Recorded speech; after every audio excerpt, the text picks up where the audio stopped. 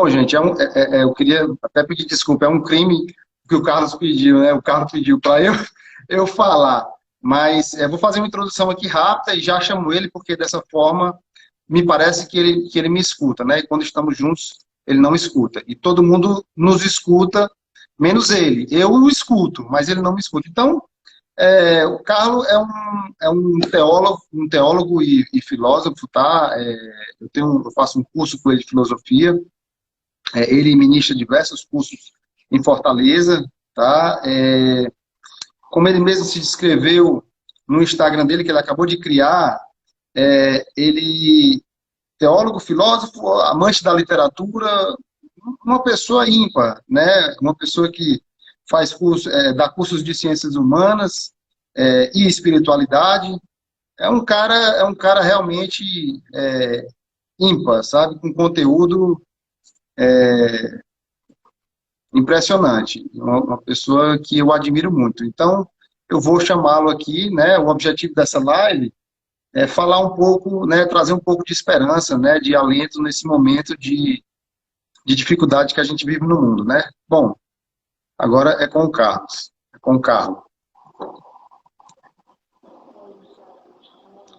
Pronto, vamos ver se ele aceita agora. Ele estava falando, Lucas. Agora é com você, foi eu que ele chamou.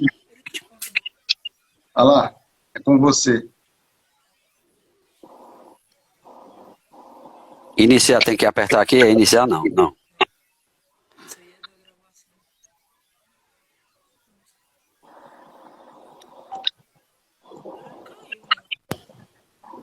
Sérgio Bezerra, um bocado de gente conhecida.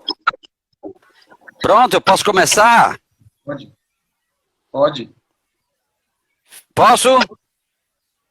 Pode. Pode começar. Ok. Eu vou começar, ok? Ok? Posso começar? Pode. Pode sim. Eu não estou ouvindo nenhuma resposta sua. É só... Bom, pessoal, comecemos. Boa noite a todos e todas que estão ligados e que estão online, que estão aqui não tendo o que fazer sábado à noite, numa hora dessa, no horário nobre, né? Eu tô achando isso uma vergonha, mas insistiu muito e eu estou pegando, de certa forma, corda nesse novo momento, começando a dar aula por esse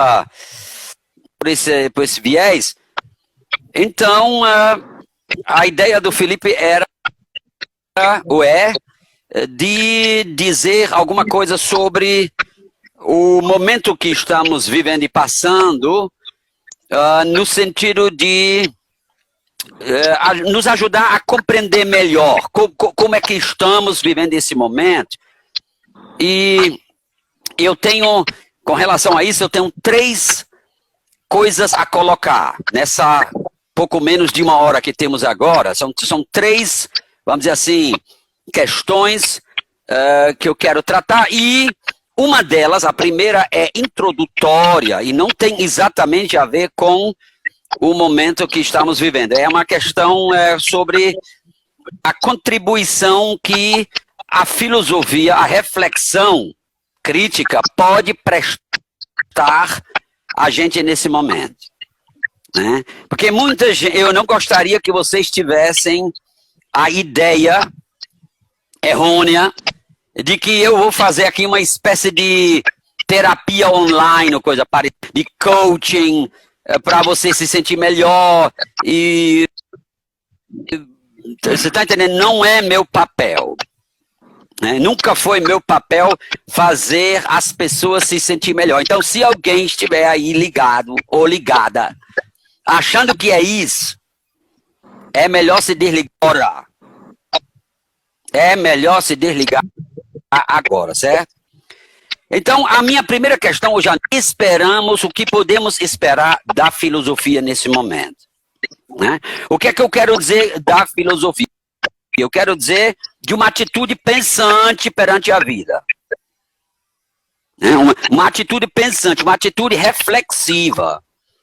O que é uma atitude reflexiva? É uma atitude mental que reflete, ou seja, que faz uma flexão reflexiva, faz uma flexão para trás, que cai nas suas próprias costas e pergunta: o que é que eu estou fazendo? O que está acontecendo? Uma reflexão. Isso eu chamo de uma atitude pensante. Porque existem atitudes dormentes, não pensantes.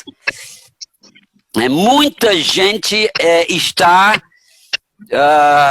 assim, perdido nesse momento. Muita gente está perdida no sentido de estar praticamente boiando nesse momento, sendo arrastado pelo noticiário, pelo confinamento, pela crise e pela...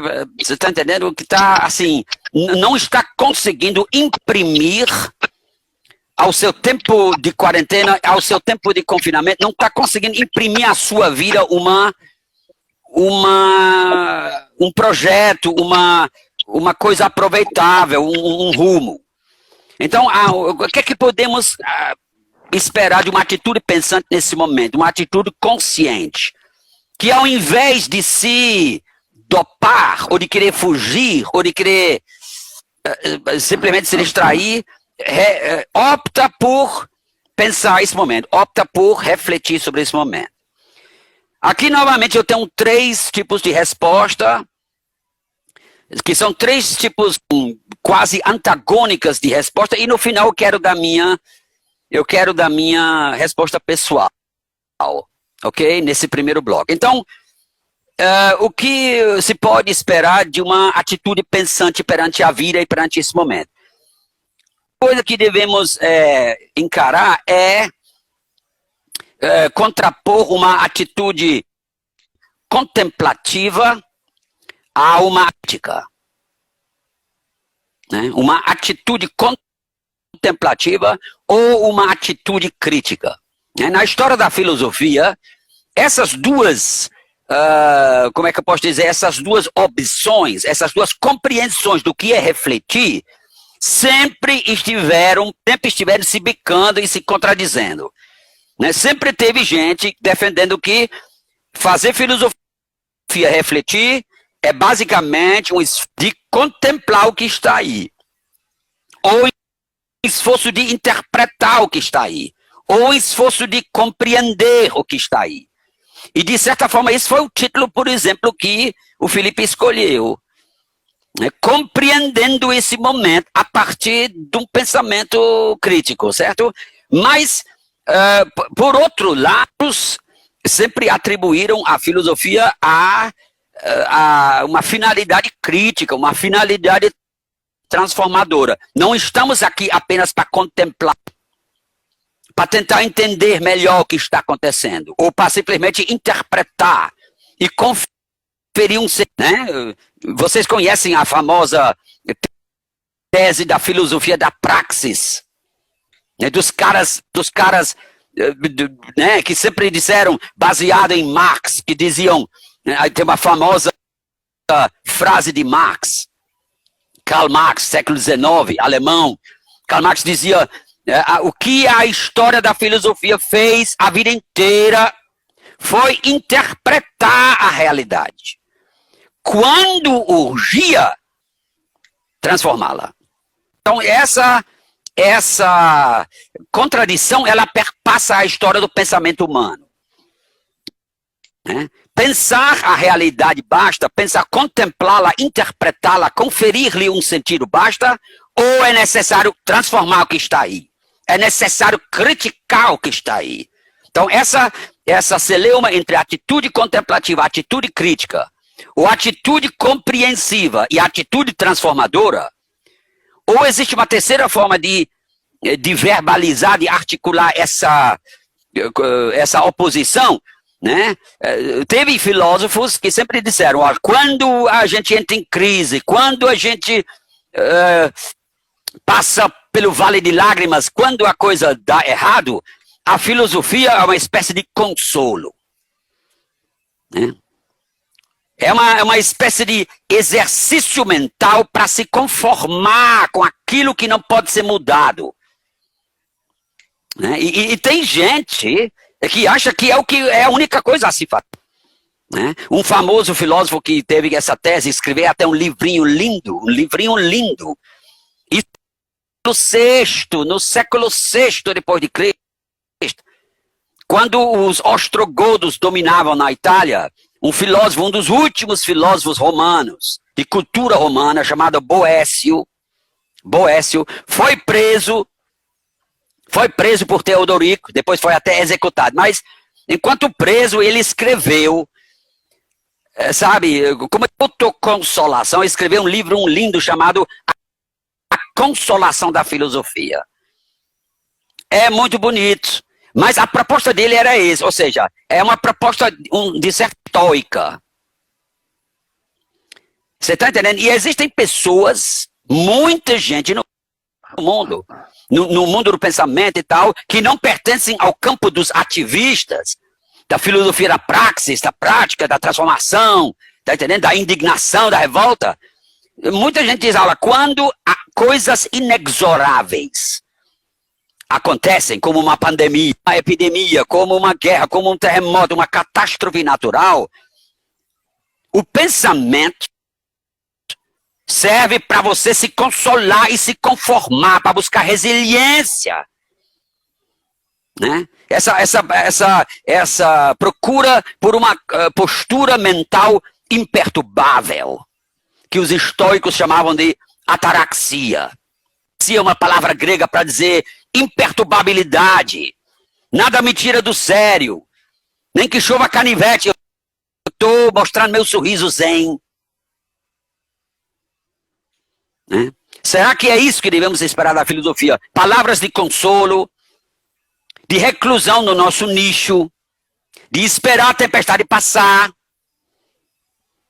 de nos recolher a nossa insignificância.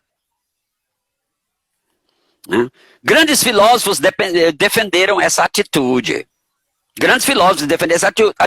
Michel de Montaigne, o Barão de Montaigne, Michel de Montaigne, aquele cara dos raios, final do século XVI, final do Renascimento francês, Michel de Montaigne disse uma vez que filosofar, refletir, só serve para uma coisa.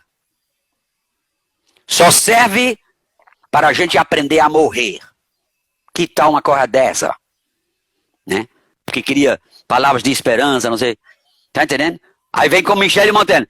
Claro que Michel de Montaigne não quis dizer apenas que a filosofia nos serve no momento da morte, no momento do declínio final. O que ele quis dizer é que, como nossa vida está o tempo todo ameaçada pela morte, como nossa vida é, na verdade, um caminhar para o túmulo, como dizia Heidegger, assim, na verdade, a filosofia serve para uma coisa, para achar uma atitude digna, serena. Né? Esse tipo de filosofia, que faz da filosofia um consolo, que faz da filosofia uma muleta, que faz como se diz assim, um baú de onde você tira poder com aquilo que você não pode mudar, capacidade de aceitação, resiliência. Né? Michel de Montaigne quis dizer assim, isso nós vamos precisar a vida inteira. Porque a vida inteira, na verdade, é um caminhar para a finitude, para o limite. Para o fim da linha. Certo? Mas o outro lado da filosofia, a outra metade da filosofia, da história da filosofia, sempre defendeu, como por exemplo o grande Camus, Albert Camus, existencialista francês, tá entendendo? Que defenderam, não, a filosofia, ao contrário, ao invés de nos dar conformação, a aplicação do intelecto e da mente crítica nos traz indignação e revolta. Esse é o outro lado. E, de certa forma, hoje à noite, devemos tentar uma síntese entre essas duas coisas que podemos esperar da filosofia. Por um lado, não podemos viver sem conformação, sem nos consolar sobre as nossas perdas, a perda da vida social, da vida econômica, do trabalho, em grande parte, pelo menos. Por outro lado, o pensamento, na sua dimensão crítica, e não apenas contemplativa, e não apenas interpretativa e compreensiva, mas na sua na sua dimensão transformadora crítica, ela deve nos levar à revolta. Essa é a chamada contribuição da filosofia da prática. Né? Camus escreveu até um livro chamado O Homem Revoltado. Né? Eu sei que tem muita gente revoltada nos ouvindo. Muita gente subindo nas paredes. Muita gente indignado com 2 meses de perda. Ou de aparente perda, pelo menos. Sobre isso, ainda vou dizer uma coisa mais adiante. Até que ponto tudo isso tem que ser perda. Mas alguém que sente essa revolta diante de um vírus estúpido, sabe, uma coisa que você nem vê, que mundialmente joga a economia, a vida dos povos, toda a nossa vida social, joga no ralo. Nos impõe um constrangimento, um confinamento forçado, que nossa geração jamais imaginava que viesse a acontecer. Minha mãe me liga lá 2 anos e diz assim, olha, enquanto eu estou vivo, eu nunca passei por uma coisa dessas. E minha mãe nasceu em 1928, para você ter uma ideia. A gripe espanhola foi no final da Primeira Guerra Mundial, 1916, 17, 18. Né? Então, revolta. E indignação. E insurreição. E essa atitude do ser humano dizer assim, eu não aceito uma coisa dessas. Né? Ok, então, evidentemente, pessoal, acho que nós devemos achar entre essas 2 atitudes, não jogar uma contra a outra, não jogar transformação da situação dada em algo melhor, não jogar contra o esforço de se consolar e de se conformar perante aquele que não pode ser mudado. Eu acho que a ponte pode fazer, e a compreensão mais saudável, sadia, dessa contradição na história da filosofia, está representada pela... Vocês lembram aquela oração dos alcoólicos anônimos? Existe uma linda oração que eles fazem no começo, e eles dizem, rezam por discernimento, dai-me a sabedoria de aceitar as coisas que não podem ser mudadas, as coisas que nós chamamos filosoficamente inexoráveis, que vão acontecer de todo jeito, você querendo ou não. Dai-me a coragem de atacar as coisas que podem ser mudadas, onde minha atitude pode fazer uma diferença, e dai-me o discernimento de distinguir uma da outra. E esse é um grande pedido, é uma grande oração, e eu acho que esse é o primeiro ponto da noite. Refletir bem nesse momento significa, por um lado, aceitar aquilo que não pode ser mudado, e por outro lado, ter ânimo e disposição para transformar o que pode ser transformado. De um momento triste, num momento promissor e esperançoso. E até mesmo rico. Sobre isso eu vou falar daqui a pouco, certo? Esse é o primeiro ponto. Discernir entre aquilo que eu posso mudar e aquilo que eu não posso. Uma coisa eu vou precisar de conformação.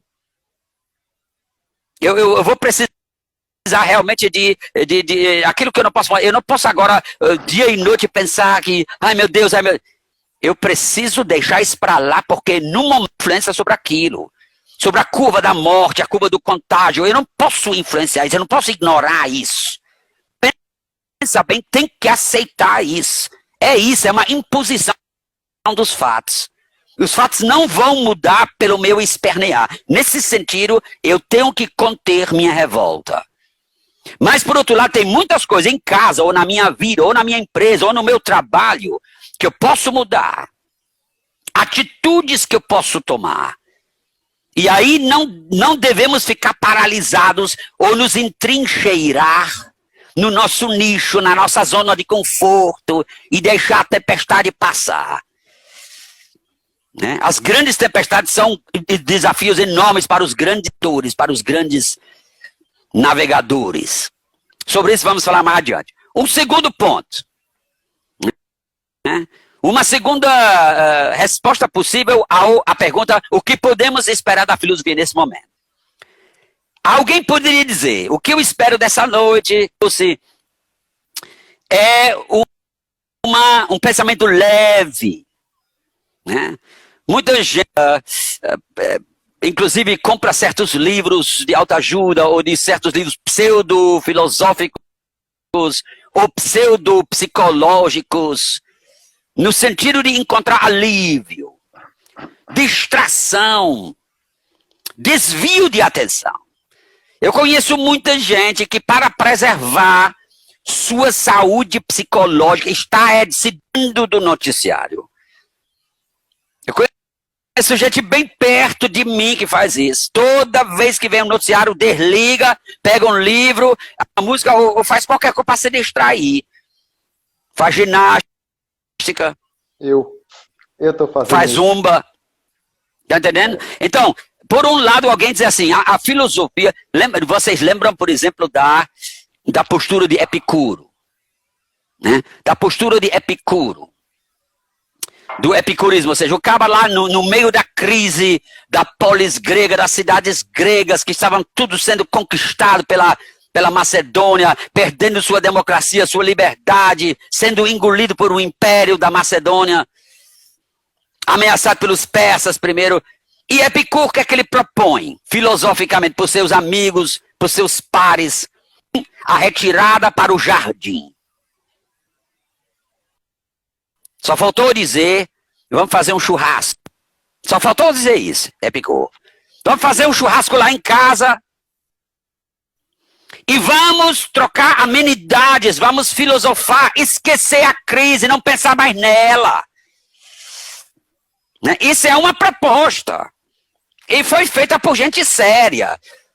Filosofia, o pensamento é para você soltar a imaginação e se deixar sequestrar para outras praias. Não pensar nessa merda que está aí. Né? Fazer o vídeo de mercador e falar de amizade, falar de casamento, de família, falar dos livros que lemos. Né? Eu vejo online, eu vejo lá no Facebook, eu vejo gente dizendo assim, olha, eu fui desafiado e convidado a colocar os 10 que marcaram minha vida, ou então os 10 livros, as 10 músicas, os 10 álbuns de música que mais marcaram minha vida, a trilha sonora. É muito bom. E por que não esperar da filosofia uma espécie de alívio de distração?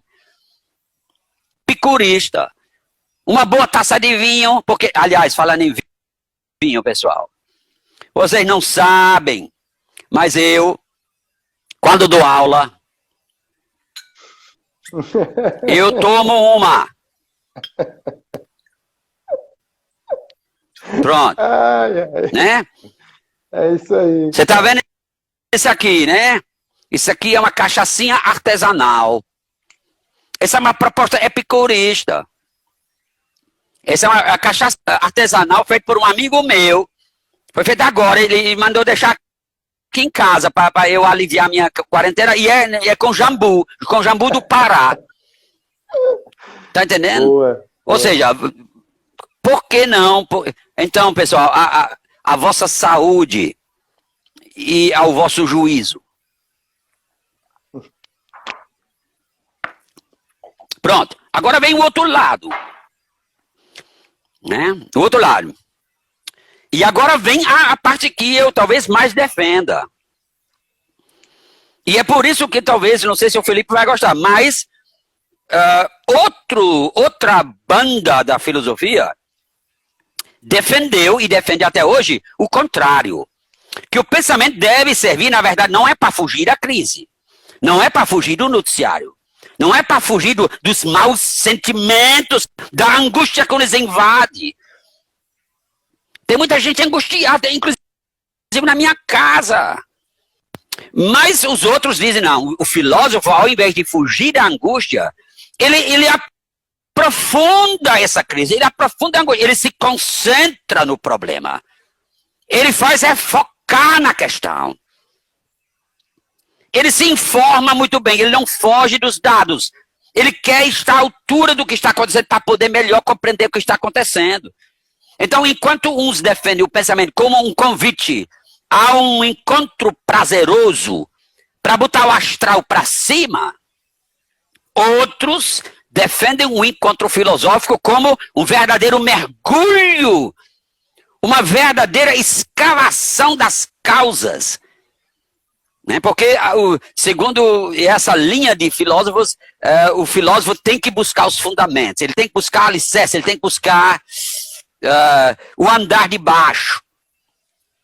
O andar de baixo. E é o que eu pretendo fazer. A arte da filosofia, né? A arte da filosofia consiste em aprofundar, convidar todo mundo a mergulhar no âmago da questão, ao invés de apenas trocar como os filósofos da moda da televisão. Eu não quero desfazer dele, não, também não vou citar nomes, mas né, os grandes filósofos, como os existencialistas, como Kierkegaard, Søren Kierkegaard da Dinamarca, ou Heidegger, Martin Heidegger da Alemanha, esses foram caras que acharam que a filosofia serve para entrar no âmago da crise. Ou seja, é para gente corajosa, é para gente destemida, que não tem temor de certos assuntos, que não foge do desafio. E aí o problema é que não tem medo de se sentir mal. Tá entendendo? Sobre isso eu vou dizer alguma coisa no próximo bloco. Mas eu estou terminando meu primeiro... Aqui também eu vou tentar fazer uma ponte em dizer, minha proposta é mergulhar e aprofundar a própria angústia, é verbalizar a angústia, é articular essa angústia, é falar dela ao invés de fugir dela, porque fugindo da angústia você aumenta a sombra dela. Né? Mas a gente pode fazer isso de uma forma prazerosa. A gente pode fazer isso que no final dessa noite, ao invés de você estar mais angustiado, você pode sim se sentir mais aliviado, mais encorajado com o compartilhamento da angústia. Não sei, do mau sentimento é o remédio certo. Né? Eu nunca fui que valorizasse a fuga. Tá entendendo? Eu assisto minha Netflix, eu assisto meus seriados, mas o heroísmo dos meus seriados não me convida para o reino da fantasia. Ele me lembra do necessário heroísmo nesse momento da minha vida. Nesse momento difícil da minha vida. Eu não estou podendo dar aula e eu... Tá entendendo? Bom, é o seguinte, essa foi a segunda. A terceira e última, antes da minha própria resposta, né? É você, quando eu digo o que podemos esperar da filosofia, teve uma linha de pensadores, né, que sempre achou que o pensamento deve estar a serviço da verdade. A serviço da verdade. E outra linha de pensamento da filosofia sempre achou que o pensamento, a reflexão deve estar a serviço da vida e não da verdade. Eu vou explicar melhor essa terceira opção. Né? A primeira oposição foi atitude contemplativa ou atitude crítica transformadora. A segunda foi filosofia como alívio de distração, né, como refúgio no jardim, no quintal, no churrasco, ou filosofia como mergulho na angústia para enfrentá-la, como aprofundamento desse momento crítico. E a terceira é filosofia a serviço da verdade ou filosofia a serviço da vida. Eu vou explicar de que se trata nessa terceira questão. A serviço da verdade significa a filosofia, ela deve enunciar os fatos, nus e crus, e de forma brutal. E às vezes de forma, esses fatos são que nos machucam, são implacáveis. Né? Existem certas verdades que a filosofia anuncia, que não são vivíveis, que o ser humano não consegue viver, por mais que seja verdadeiro. Tem gente que diz assim, não dá para mim, eu não consigo. né? Algumas outras verdades são banais. Tão banais que viram cínicas e desumanas. Eu vou dar um exemplo de uma atitude dessa. Alguém podia dizer, diante dessas mortes aumentadas, né, passamos de 2.300 mortos só no Ceará, e não sei quantos no Brasil, e novos casos no Brasil hoje, eu estou a par dos fatos, são verdades. Ninguém foge dos fatos. Agora, alguém pode tomar a seguinte postura perante esses fatos. Uma postura que é banal, é brutal e, de certa forma, quase cínica, mas é filosófica. Alguém pode dizer, como já foi dito, e daí? A gente não tem que morrer de alguma coisa? Por que não morrer do coronavírus? Não tem tanta gente morrendo de câncer. Um general disse isso um dia desse, o Bolsonaro está dizendo o tempo todo. Ora, mas morrer é natural, ou seja, existem verdades que de tão banais podem ser brutais, insensíveis, não aceitáveis para as famílias e pessoas em luto. Mas, no entanto, alguém dizer, olha, mas pensar sobre o real significa não escamotear a questão. Sempre se morreu e sempre vai se morrer. Só que agora é um pouquinho mais. A filosofia a serviço da verdade incômoda, da verdade escandalosa, da verdade inaceitável. Né? E existe a outra linha da filosofia que coloca a reflexão à vida. Isso, a serviço da vida significa, olha, não me venha, eu não quero ouvir os dados científicos, eu quero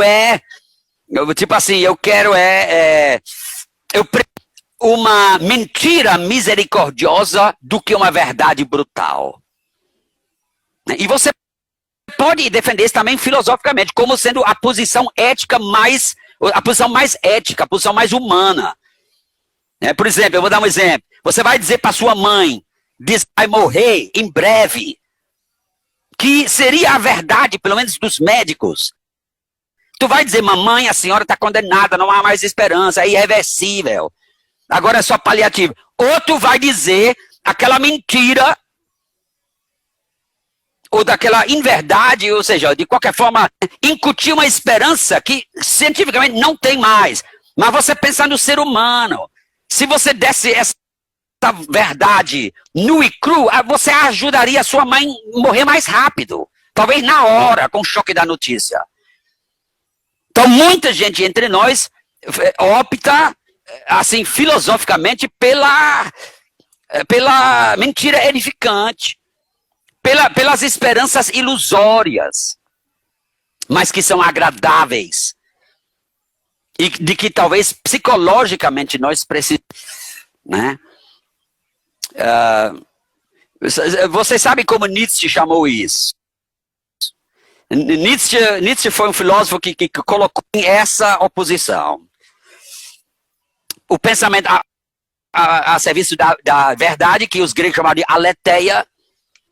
A verdade custe que custar, a verdade doa quem doer. Ou a filosofia, o pensamento a serviço do eros. Nietzsche chamava a vida, não chamava de bios, como é para ser biólogo, o cara que estuda a vida.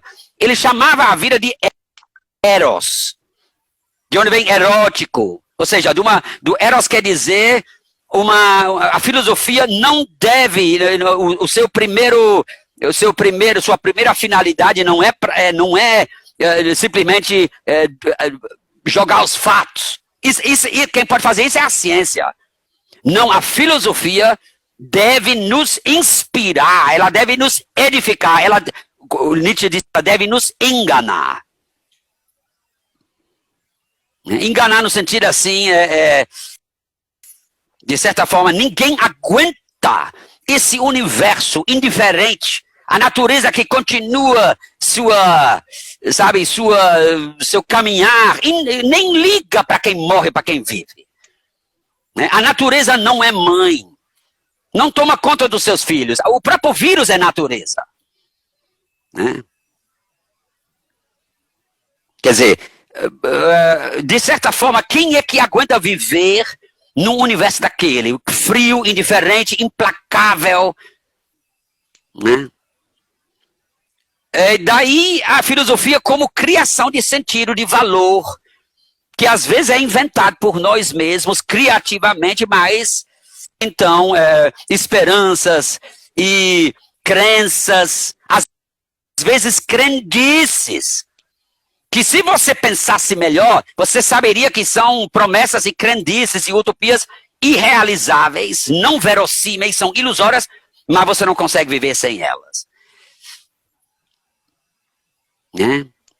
Eu pretendo também, aqui entre essas duas posturas, fazer uma ponte. Não acho que deva ser assim.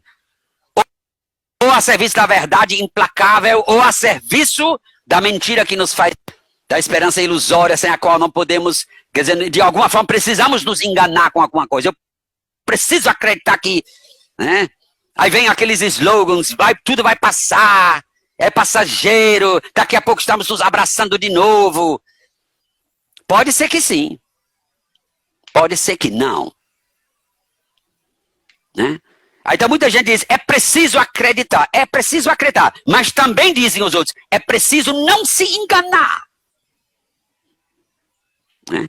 Aqui também nós precisamos de bom senso, de discernimento. Quando nós devemos nos servir do amor à verdade e dizer as coisas de forma claras, sem escamotear, sem tapar o sol com a peneira, mas por outro lado, nesse processo, não nos tornáveis, cínicos, indiferentes, perante aqueles que precisam do nosso apoio, da nossa palavra de esperança. E eu estou hoje à noite nessa incômoda situação de ter que dar conta das duas coisas.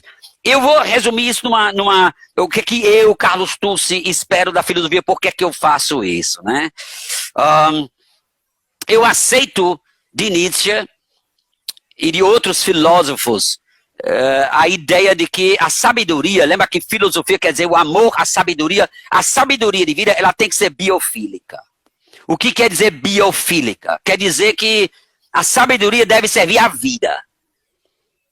Vida em primeiro lugar, dizemos nas comunidades de base. Vida em primeiro lugar. Então esse é meu credo.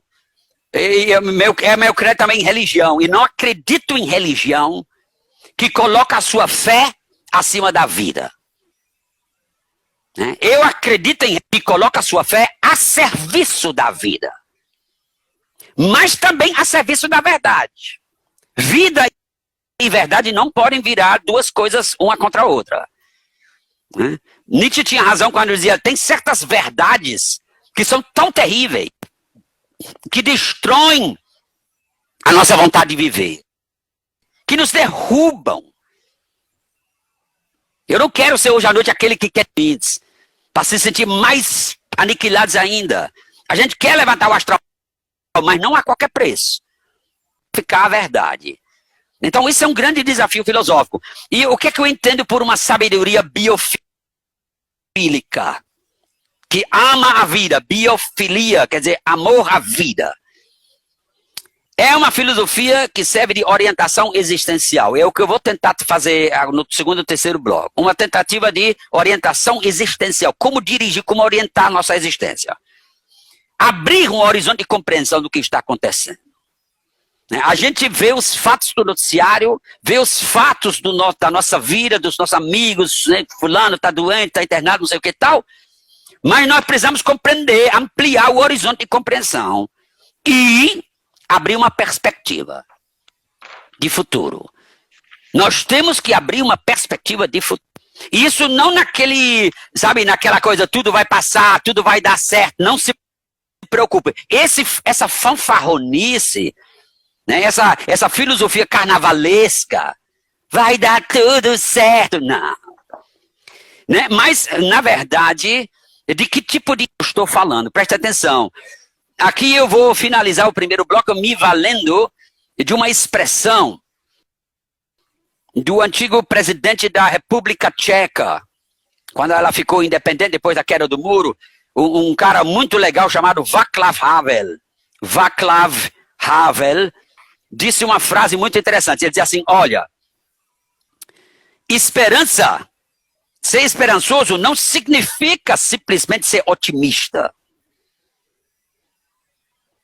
Se eu quero, por exemplo, hoje defender a esperança, eu vou logo dizer, não quer dizer que eu sou otimista. Eu não posso prometer para vocês que a civilização vai dar uma guinada, nós vamos poluir menos daqui para frente. Pode ser que sim, pode ser que não. Tem gente querendo acabar com o meio ambiente, exatamente no meio desse... O Ricardo Salles é um deles. Né? Então, cuidado com não misture esperança com otimismo. A Fábio dizia, otimista é aquele que acha que tudo vai dar certo. O esperançoso, ter esperança, ele diz, significa não acreditar que tudo vai dar certo, mas significa eu continuo fazendo o que eu estou fazendo, que faz sentido aquilo que estou fazendo. Não importa se eu vou ser bem sucedido ou não. Não importa se aquilo que eu estou fazendo vai ser vitorioso ou não. Porque eu sei que é o certo a fazer. Fazer o certo pelo certo e não pelo resultado, pelo êxito esperado. Isso significa ter esperança. Então, um outro pensador assim, muito importante do século XX, chamado Ernst Bloch, um alemão, Ernst Bloch, pertenceu à escola de Frankfurt, escreveu um livro, um catatal enorme, chamado O Princípio Esperança, onde ele defendeu justamente isso, que a esperança é intrínseca ao ser humano. E a filosofia, que se ela quer ser humanista, ela tem que construir esperança. Agora, ele chamou isso de, em latim, docta spes. Spes é latança. De onde vem? Vem de spes. E docta vem de doutor, de douto. Então ele quis dizer, nós precisamos de uma douta esperança. Douta quer dizer uma esperança informada. Uma esperança baseada em fatos. Não uma esperança ilusória, baseada em crendices. Tomara que sim, se Deus quiser. Não é essa a esperança. Ok. Então, docta spes, ou seja, uma esperança que é responsável. Uma esperança responsável, tá certo? Então, vamos ver que perspectiva a gente pode abrir. Eu estou fechando agora o primeiro ponto. Agora, o segundo ponto já nos aproxima mais do momento que estamos passando. E aqui eu faço uma nova pergunta, uma segunda pergunta para introduzir esse bloco. E a pergunta que eu faço aqui é: qual é mesmo a finalidade da nossa vida? Da vida humana sobre a Terra? Né? Isso é uma pergunta filosófica por excelência. Nós estamos fazendo o que aqui? O que é que nós queremos aqui? Na Ética a Nicômaco de Aristóteles, o velho grego respondeu assim, ele diz assim, olha, os filósofos debatendo para que serve a vida, os crentes dizem para a glória de Deus, os outros dizem para se dar bem. Vamos perguntar, diz Aristóteles, já que os entendidos não conseguem se unir sobre o sentido da vida, sobre a finalidade da vida, vamos perguntar ao povo. Vamos perguntar ao senso comum, ao senso popular, à opinião pública. E Aristóteles viaja com a opinião pública, diz assim, o que é que responde o povo? Responde o povo, diz assim, nós estamos aqui para ser feliz. Eu só quero ser feliz. Está entendendo? O que significa ser feliz? Pleno. Se realizar. E agora também, sobre essa felicidade, essa plenitude, eu vou contrapor duas propostas de vida. E entre as duas propostas, eu acho que nós temos que nos decidir. Não sei se vai ser possível, como eu fiz no bloco anterior, vai ser possível fazer uma ponte, uma conciliação entre as duas coisas. Não sei. Porque são duas atitudes bastante diferentes perante a vida. Eu vou falar da primeira. Né? A primeira resposta sobre o que significa ser feliz, ser pleno, vem da biologia. Né? E foi defendida por gente graúda como Sigmund Freud, por exemplo. Sigmund Freud, né? Que partiu da tese de que o ser humano é um animal, embora um animal mais complexo, mas um animal que, como todos os animais, na verdade só estão felizes, e essa é a primeira tese da noite, os animais são felizes quando estão na homeostase. Homeostase é uma palavra grega para dizer no equilíbrio energético e hormonal. Né? Homeostase quer dizer, eu não estou sentindo nem fome, nem sede, nem raiva, nem tesão, nem solidão, ou seja, nada me perturba. Eu estou bem. Muita gente tem esse conceito de felicidade. Esse conceito de plenitude, que é um conceito biológico, é um conceito, falando depreciativamente, é um conceito animal. O animal está contente e feliz quando está de bucho cheio, quando acabou de trepar, quando não tem sede, quando repousou, ou seja, sombra e água fresca. Tem gente que não procura outra coisa na vida do que sombra e água fresca. Então, o que significa homeostase? Homeostase significa, minha vida não tem tensões, não tem conflito, ausência de estados de sofrência, tipo assim, amor infeliz, cornagem, né? Ausência de privações, nem miséria, nem fome, nem sede, né? Ausência de ameaças, minha vida está segura, segurança alimentar, segurança em casa, no meu condomínio ninguém entra, ninguém sai, né? Ausência de pandemia, ausência de assaltante, ou seja, minha vida está boa, está feliz, está plena, quando minha vida carece de perturbação, carece de problema, quando está tudo bem. Quando está tudo bem. E as pessoas com esse conceito biológico e que, no fundo, estão nesse momento desesperadas, porque estão se vendo, assim, sendo privados de amigos, de vida social, de restaurante, sendo privado do direito de ir e vir onde quer, de ouvir sua música alta, fazer o que quer. Né? Essas pessoas, na verdade, pautam sua vida numa única meta. Né? Normalmente as pessoas não sabem que homeostase é equilíbrio energético hormonal, não sabem o que é isso não. Né?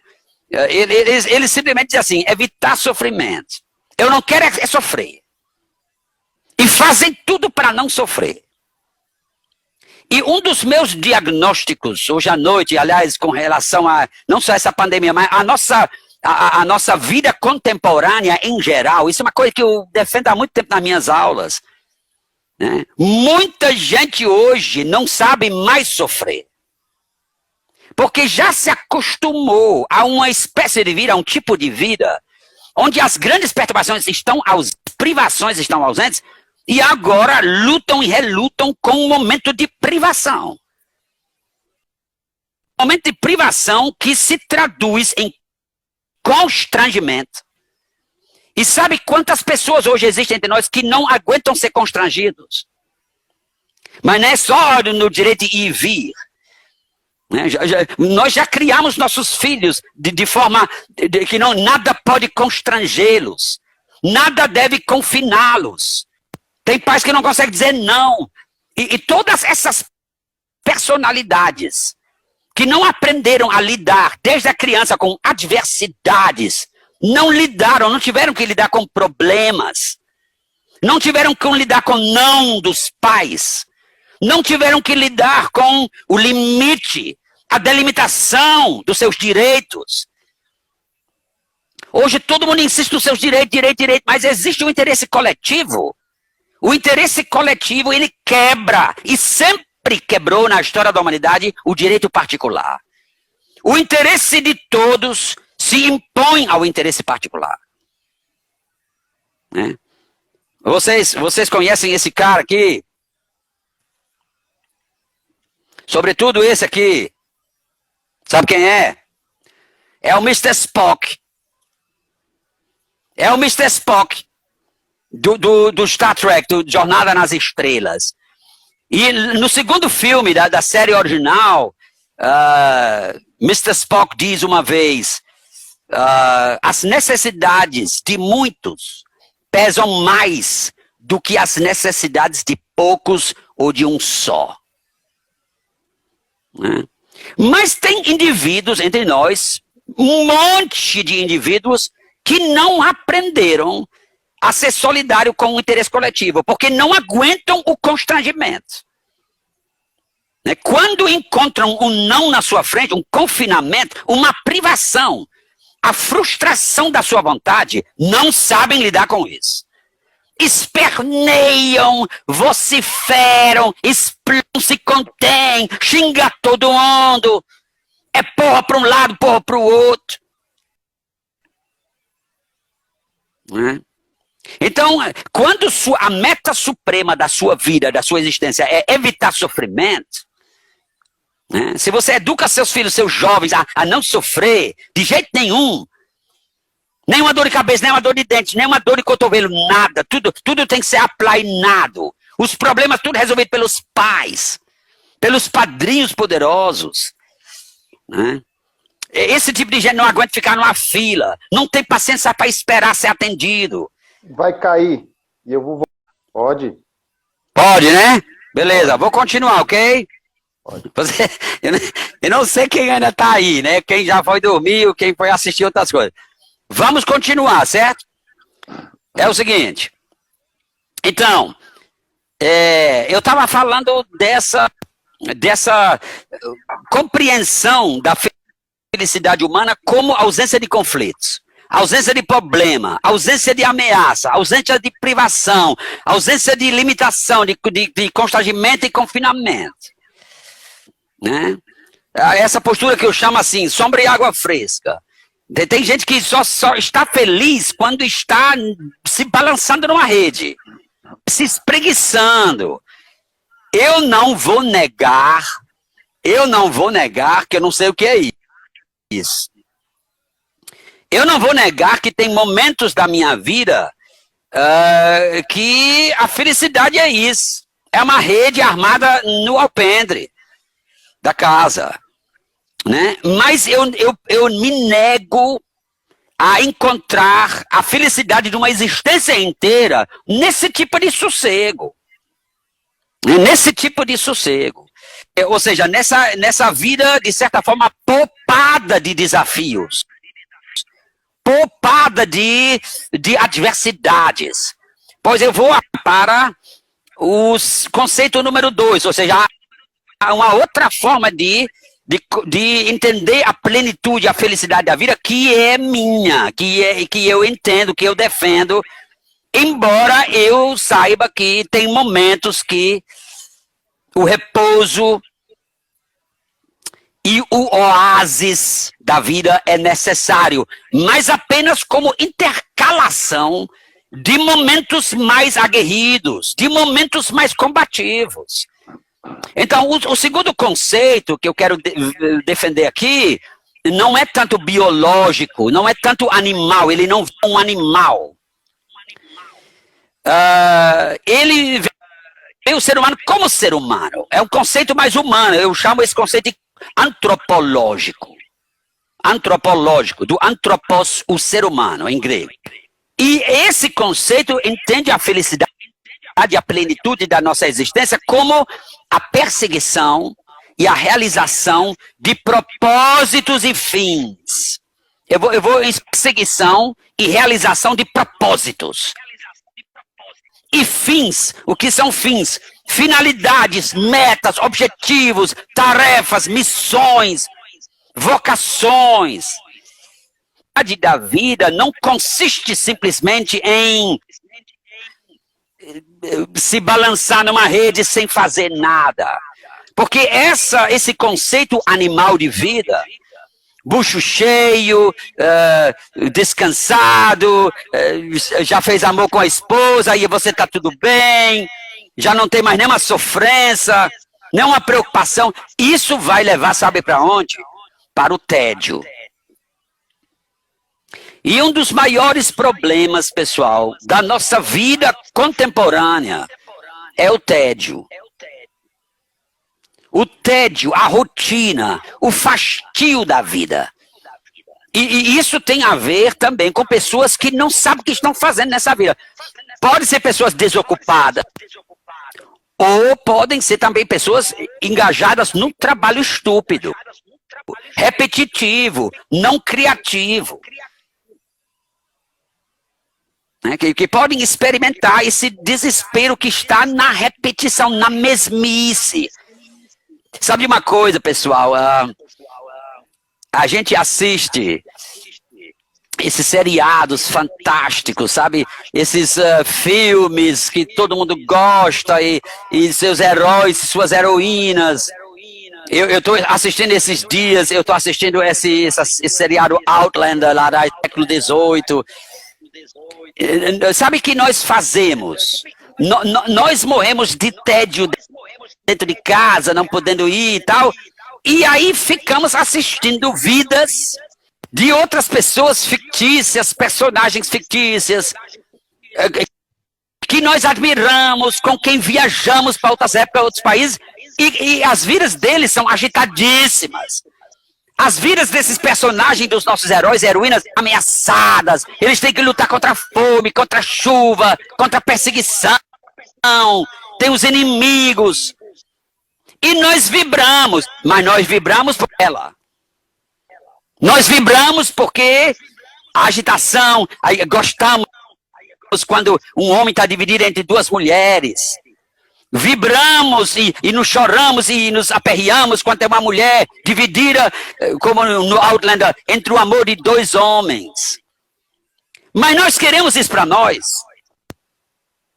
Quer dizer, de certa forma, nós estamos divididos entre uma vida monótona, que é a nossa, uma vida cinzenta, aumentada agora pela situação de confinamento social. Uma vida muito limitada, muito confinada, muito embrionária essa grande aventura na vida alheia. Né? Não é por acaso, pessoal, que aqui no Brasil esse Big Brother, esse voyeurismo, milhões de jovens que não sabem o que fazer ficam assistindo e torcendo por gente lá, expondo suas vidas, como se as vidas deles fossem mais aventurosas, confinados numa casa também. Mas a gente sempre pensa que é interessante que a nossa, porque tem intrigas mais do que as nossas. Queremos intrigas em nossas vidas? Não. Mas, ao mesmo tempo, sim, porque corremos atrás das intrigas da vida alheia. Isso significa que sentimos falta de desafios. Sentimos falta de emoção em nossas vidas. Talvez nossas relações sejam muito superficiais já, muito pouco aventurosas, pouco aventuradas. Né? A palavra aventura, vem de adventura, do latim. Aventura, ou seja, a felicidade que vem de frente. Mas uma aventura só aventura se houver risco, desafio, ameaça, luta, conflito. Já viu aventura sem perigo? Então, no terceiro bloco da minha fala, eu vou me referir a isso. No terceiro bloco da minha fala, que não é agora, eu vou querer mostrar como se transforma uma situação perigosa, uma situação desafiadora, uma situação constrangedora e limitada em mérito, em conquista. Né? Então, essa é uma capacidade da gente, e eu estou dizendo, o conceito antropológico de plenitude, de felicidade, ele acredita que ninguém é feliz nessa vida se tiver com que lutar, se não tiver um fim, um projeto, um propósito, que queira perseguir, que queira correr atrás, que queira realizar. O que dá sentido à vida é termos um propósito. Eu acho que a maior parte da nossa infelicidade no momento é vivermos sem propósito. Não estamos conseguindo um propósito. Se eu lhes disser, pessoal, que, por exemplo, hoje à tarde, o que é que eu fiz hoje à tarde? Eu fui desmatar lá no corrente, lá fora, sozinho, eu e Deus, desmatar, arrancar o mato lá naquele biotopo, naquele bioma lindo lá do Riacho Maceió, arrancando o mato, enfiando na sacola, limpando a mata. Ah, mas eu não estou fazendo nada, por que eu não faço algo útil? Eu parto para cima daquele matagal, com minhas mãos, tenho luvas, eu parto para cima, como se fosse o Aquiles da Ilíada partindo para cima do inimigo. E me sentindo heróico, e me sentindo, sabe, engajado. Eu estou usando o tempo do afastamento do meu trabalho profissional como um convite a fazer coisas que eu gosto. Graças a Deus eu tenho outras coisas a não ser meu trabalho. Graças a Deus que eu gosto de muitas coisas. Eu gosto de violão, eu gosto da minha família, eu gosto da minha casa, eu gosto dos meus livros, eu gosto das minhas plantas, dentro de casa e fora de casa. Eu posso cuidar, eu tenho um tempo para cuidar. Não há tempo perdido para mim, mas eu passo mal, eu vou passar mal se eu não tiver o que fazer. Se de manhã eu me levantar e me dizer, como é que agora vou matar meu tempo? Olha, essa expressão é muito interessante. A expressão matar o tempo. É gente que não tem o que fazer, matar o tempo.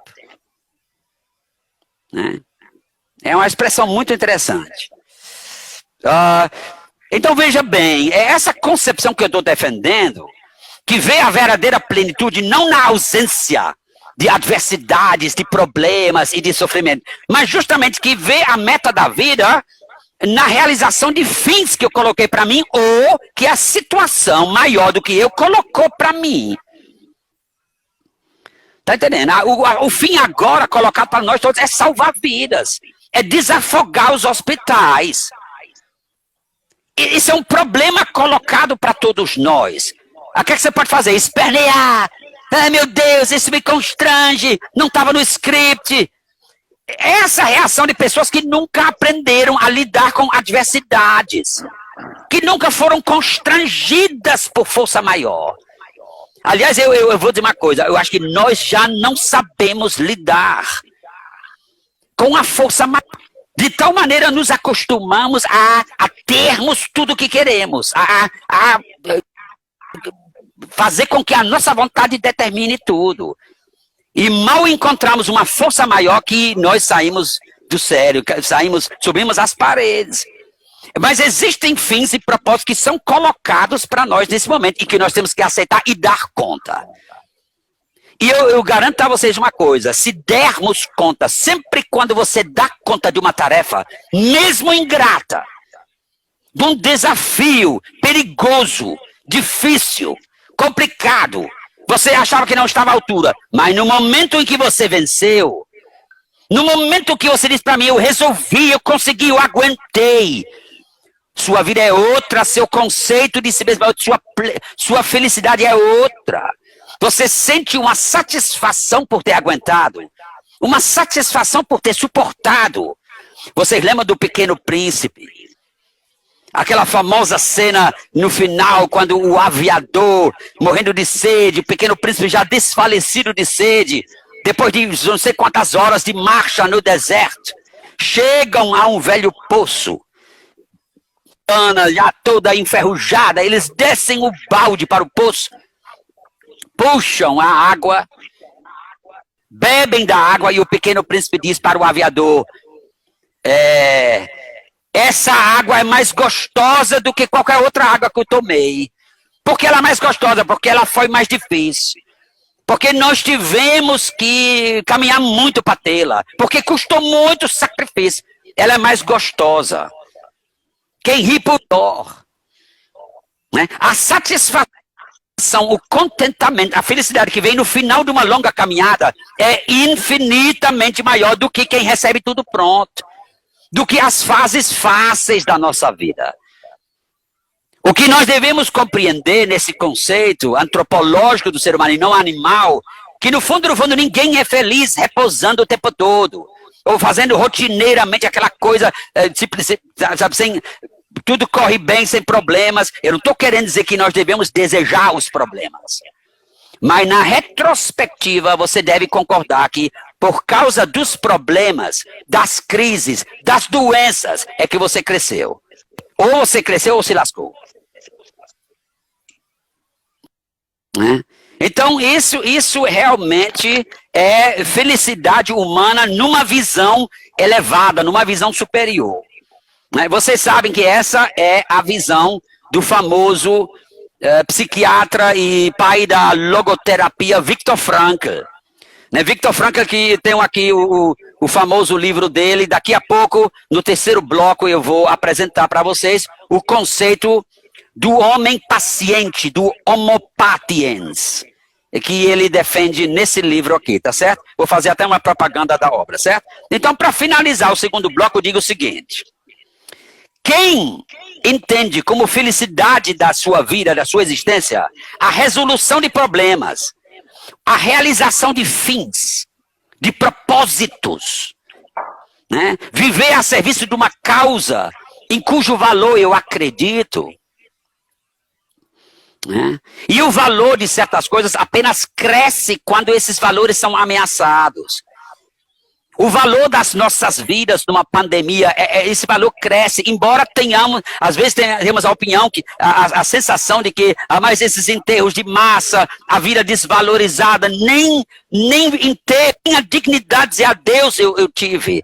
São momentos duros, são momentos muito sofridos que vão nos marcar para sempre. O que nós temos que compreender que isso não é uma fase que nós devemos rezar para passar rápido. Esse ano de 2020 vai nos marcar para sempre. Mas isso é uma marca. Futuramente tu vai falar para os seus filhos, para os seus netos desse ano, da pandemia. Isso vai ser um divisor de águas. Isso traz para a nossa vida uma gravidade, uma sensação de limitação nunca antes experimentada.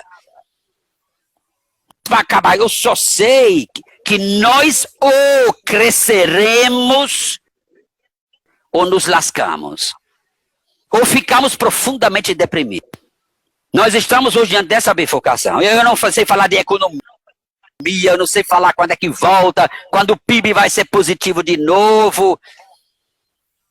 Mas uma coisa é séria, uma crise dessa vai nos marcar profundamente, e é um desafio, é um chamado. E se Viktor Frankl disse que o ser humano é um ser responsável, responsável vem de responder. Eu não sei se tem alguém lá em cima nos vendo. Talvez não. Talvez Deus esteja aqui dentro de qualquer forma. Mas uma coisa é certa. A posteridade diante dela, e até mesmo diante dos nossos filhos que nos observam, nós devemos tomar uma atitude. Nós devemos tomar uma postura, e ela só pode ser a postura de enfrentar corajosamente. E de fazer da crise o martelo que nos lapida, que nos tira o supérfluo e revela em nós a verdadeira identidade, o verdadeiro essencial. Né? Que para uns talvez seja a personalidade frágil, insólita, angustiada que é. E em outros revela a rocha, o diamante, o ouro, a solidariedade. Né? Infelizmente, pessoal, nas situações de catástrofe, de crise, de racionamento de alimento, as pessoas se dividem. O pior vem à tona, o melhor vem à tona. A covardia se manifesta, a coragem se manifesta, a ânsia é encontrada ou não. Né? Mas uma coisa é certa, no meu conceito de viver, não existe felicidade fácil. Felicidade não deve ser confundida com ausência de conflito, ausência de ameaça, ausência de aventura, ausência de perigo. A verdadeira felicidade humana, e não animal, humana, consiste em poder dizer para si mesmo e para os seus: vencemos, lutamos e vencemos, encaramos e vencemos. E se não vencemos, vamos dizer como o apóstolo Paulo: lutamos o bom combate, fizemos o que é certo.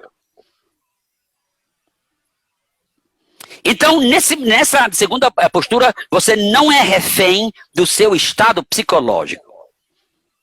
Né?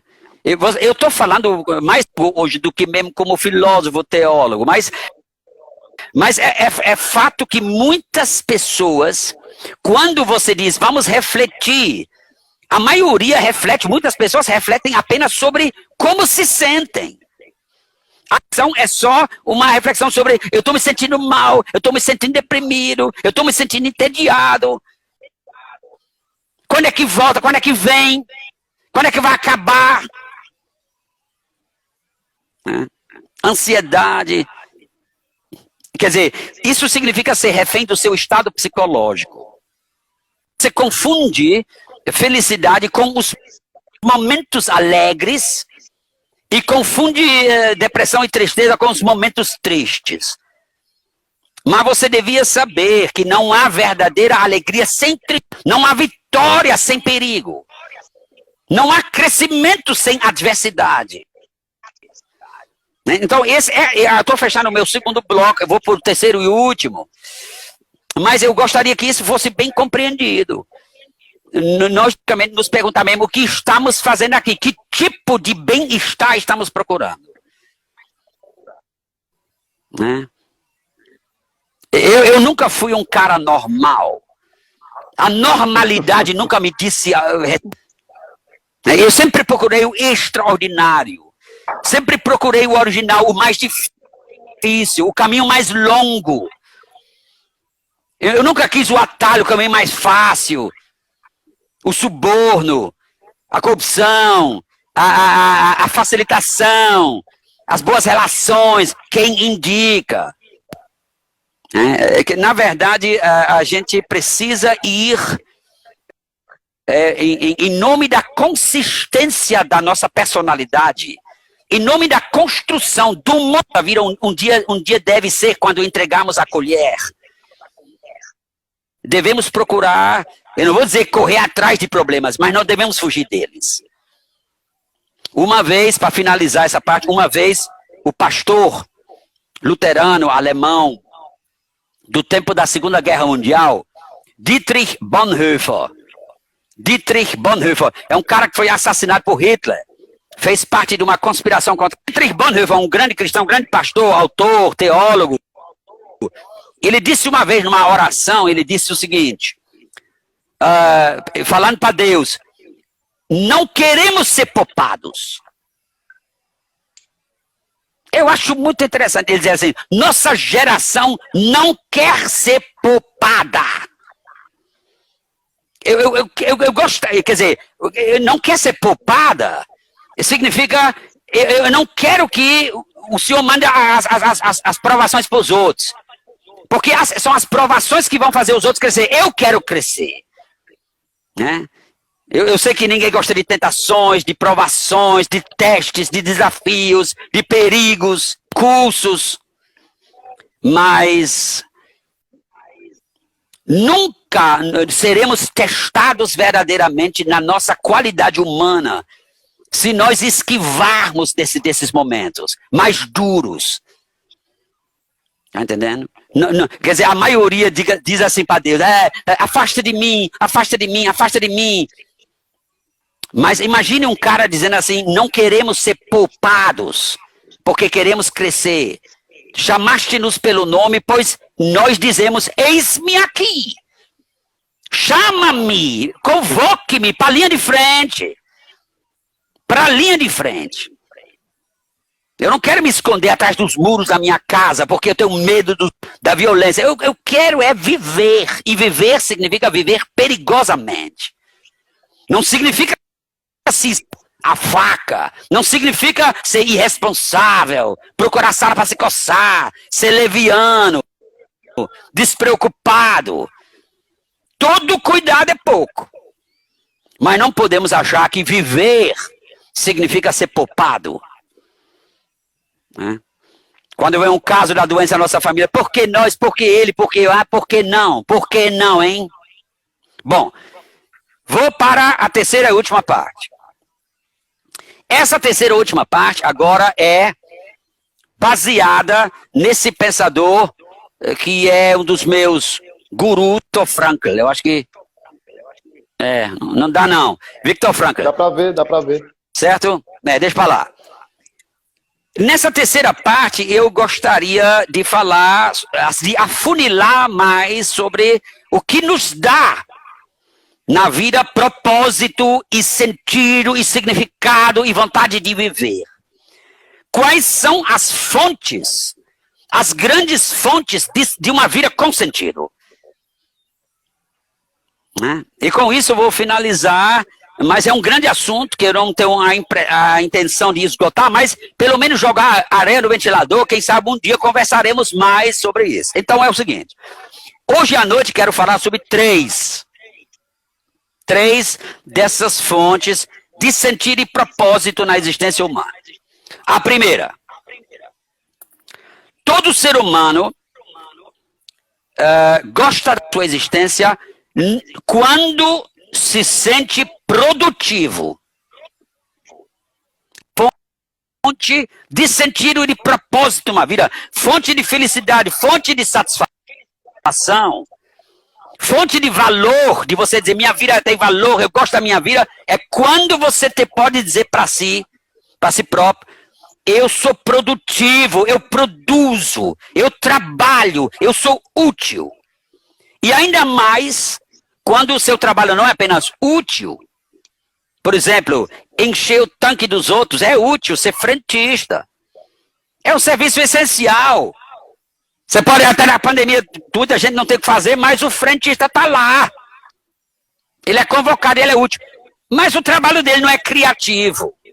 Viktor Frankl diz, a fonte de sentido e de propósito aumenta na vida do indivíduo quando essa sua produção de mais-valia, de valor, ainda é criatividade.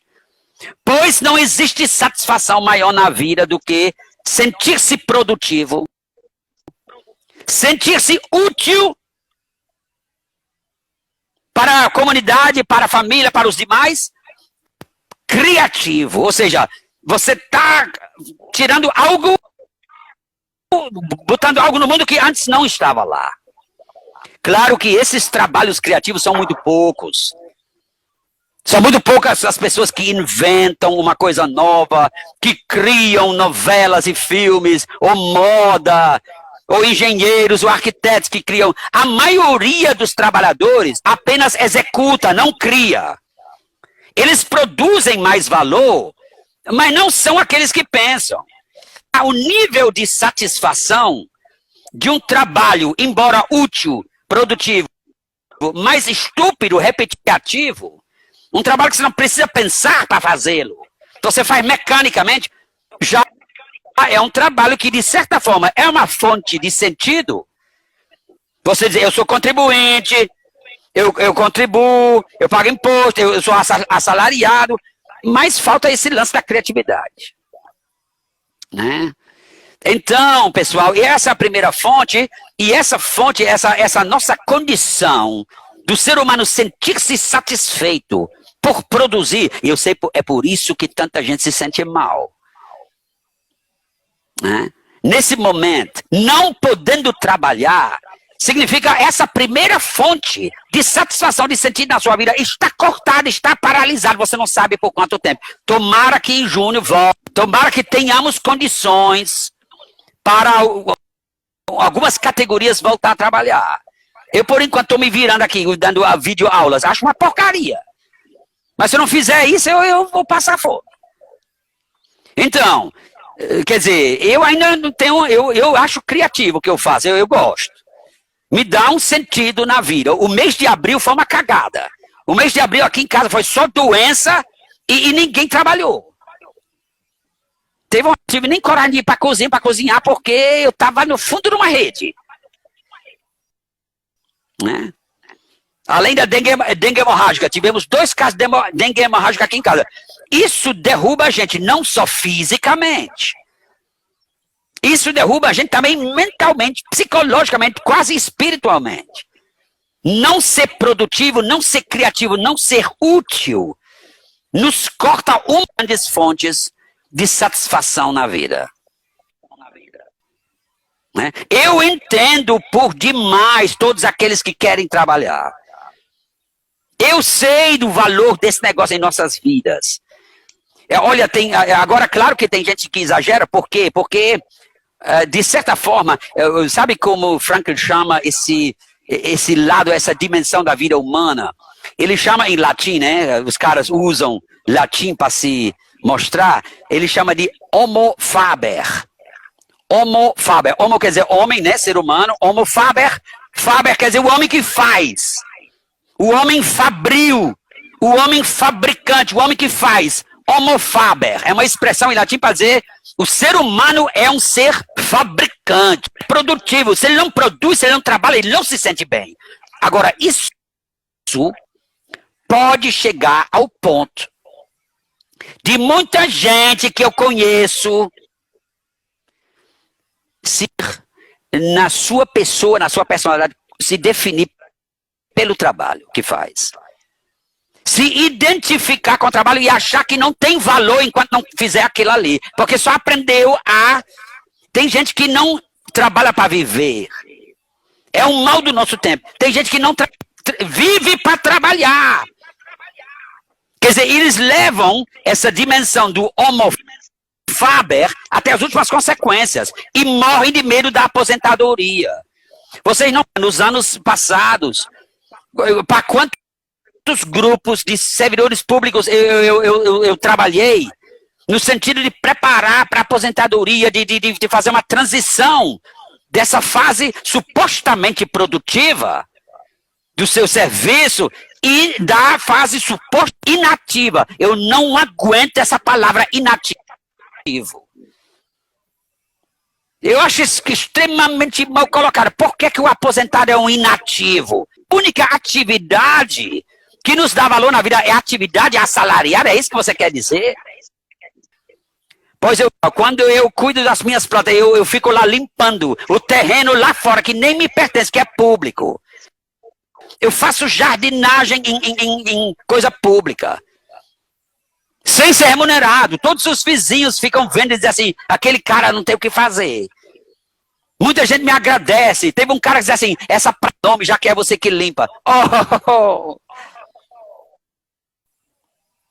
Você está entendendo? Que negócio de inativo. Se você for esperar até a aposentadoria para tu ter um hobby, para fazer o que gosta, você já está lascado. Está entendendo? Nós não podemos simplesmente sermos unidimensionais e nos definir unicamente pelo nosso trabalho remunerado. Como se fosse a única parte de nossas vidas. Né? Isso é uma outra pobreza, um outro afunilamento pobre, miserável da nossa... Aqueles desesperados que dizem assim, eu só sei fazer isso. Agora não estou podendo nem fazer isso, não posso trabalhar. Quem sou eu agora? Um zero. Como assim zero? Como assim zero? Né? Então, o homem que faz é a primeira dimensão, mas não podemos assim tergiversar, não podemos diminuir o trabalho na vida humana. É muito importante, é uma das maiores fontes de satisfação para nós. A ponto de Karl Marx, o próprio Karl Marx disse assim, a humanidade começou com um trabalho, e é o trabalho que humaniza essa espécie. Agora tem que ser um trabalho humanizado, claro. Trabalho que é produtivo, útil e criativo na medida do possível. Primeiro ponto. Segundo ponto, a segunda grande fonte de sentido e propósito na existência humana. Segundo Viktor Frankl, né? É o sentir-se amado. Ou seja, no primeiro ponto é aquilo que você faz, é o que você dá de si, é aquilo que você faz de si, é a parte ativa. o Homo faber é a parte do homem que produz, que faz, que transforma, que coloca no mundo, que cria valor. Mas uma fonte igualmente importante, e muita gente já não sabe disso. Né? Holics. Sabe o que é o workaholic? É um termo em inglês para dizer aqueles que são viciados em trabalho. Já não sabem mais. Aqueles unilateralmente se definindo pela atividade profissional, já não sabem mais. Porque quando não estão trabalhando, se são profundamente infelizes. Por quê? Porque lhes falta o receber. A segunda dimensão, receber, é o que eles chamam em latim de homo amans, o homem que ama, o homem amante, o homem amado, homem no sentido genérico, evidentemente. A mulher está aqui dentro. Homo quer dizer o ser humano. Então, o sentir-se amado. Pessoal, você sendo uma pessoa amada, por quem quer que seja, você é uma pessoa mais feliz do que quem não é amado.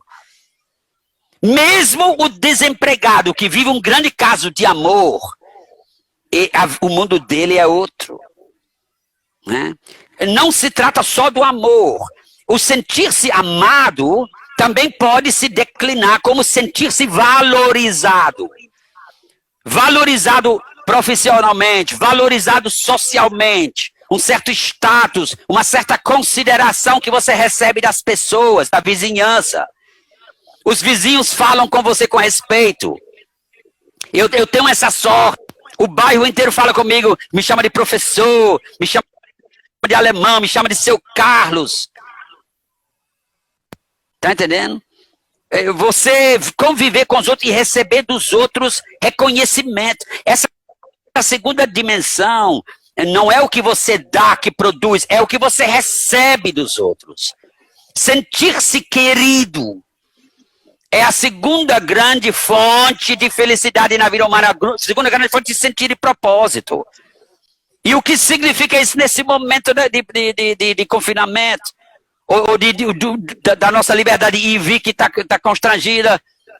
Né? Quer dizer, ou você, nesse momento, se aproxima das pessoas que você ama e pelas quais se sente amado, você reata com elas. Né? Você cozinha uma coisa especial para elas. Como eu vi agora, meus 2 filhos meus correr para a cozinha no aniversário da Isabel, Dia das Mães, e fazendo umas guloseimas diferentes. Nunca fizeram na vida. Sempre estudando. Agora não, agora tem tempo para fazer. Compra os ingredientes, faz uma coisa diferente. Saiu maravilhoso.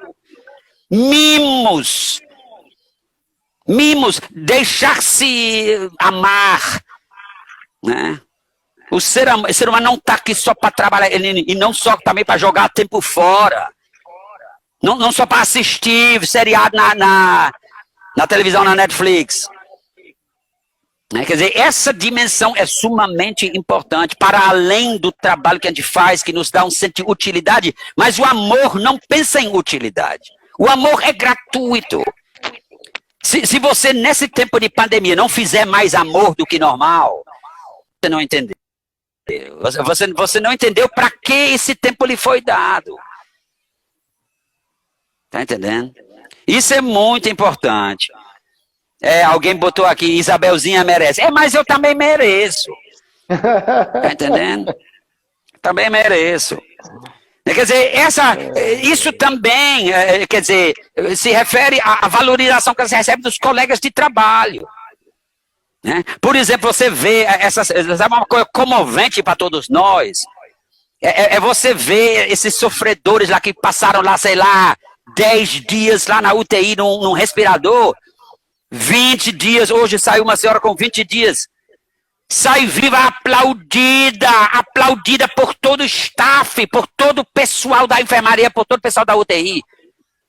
Sabe o que significa isso? Tudo que eu falei antes sobre vencer desafios, você nunca mais vai esquecer com lágrimas nos olhos as pessoas, a senhora venceu e todo mundo venceu. É terrível os médicos que morreram, é terrível as enfermeiras que morreram, auxiliares de enfermagem morreram. O Brasil já perdeu, eu soube ontem, 103 médicos. Como é que o pessoal que está na linha de frente corre risco dessa forma para perder a vida? 103 médicos mortos. Nós vamos carregar isso nas costas. O despreparo da saúde do Brasil vai carregar isso nas costas. Mas, na parte do saldo positivo, essas vitórias incríveis, esses resgates, essa solidariedade, essa coisa... Olha, isso nós nunca vamos esquecer. Nunca vamos esquecer. Essas pessoas que saem aplaudir assim, pessoas desconhecidas, é uma coisa impressionante. É uma coisa impressionante. Então, esse é o chamado homo. É importante saber receber esses afagos. É se permitir ser amado. Ou seja, essa é a segunda grande fonte. E agora vem a bomba no final. E a terceira grande fonte, segundo Viktor Frankl, é a mais importante para nós agora, exatamente nessa situação. E aqui eu quero falar de esperança. Aqui é que eu quero realmente corresponder ao que o Felipe me pediu. Porque qual é esse terceiro ponto? Viktor Frankl diz, além do produzir, de dar de si, e além do receber, o reconhecimento social e pessoal, e os mimos e a valorização de colegas, amigos e amantes, o ser humano, além de ser homo faber, homo amans, ele também é homo patiens. Eu vou mostrar para vocês onde começa essa parte aqui no livro do Frankl, né? Vou mostrar inclusive aqui na tela. Homo patiens, vocês estão lendo aqui, né? Homo patiens, que como o ser humano paciente, mas paciente não no sentido de ter paciência, mas do ser humano que aprende a sofrer e a crescer pelo sofrimento, através do sofrimento. Ao invés de se maldizer do sofrimento como Jó, você pode descobrir que o sofrimento pode liberar em você uma força descomunal, uma resiliência que você não sabia que tinha. E por não saber que temos, que a maioria de nós, inclusive eu, agradece essa força resiliente, essa resistência na hora do sofrimento, da ameaça de vida, do medo de morrer, você agradece a Deus, você agradece a uma dimensão diferente de seu, porque você não sabia que você podia com isso. É uma verdadeira descoberta. Então, Frankl formula isso da seguinte forma, ele diz assim, significa, você pode ter um grande sentido propósito na sua vida quando você começa a se sentir capaz. É uma capacidade que o ser humano tem em tese, mas nem todo mundo dá conta. Mas quando você se sente capaz de transformar situações inexoráveis, inexorável quer dizer, sem remédio, sem poder evitar, inelutáveis, né? Situações inexoráveis de sofrimento em mérito pessoal, em crescimento pessoal, transformar em vitória moral.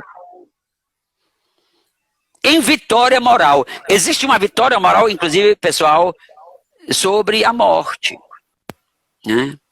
Você pode crescer, inclusive, no caminhar para o fim. E se despedir da vida dignamente. Se você tiver também as pessoas corretas ao redor. Mas se você tiver, sabe, poder se soltar, poder se entregar, poder confiar, você ainda pode se tornar um exemplo para os seus filhos que lhe assistem.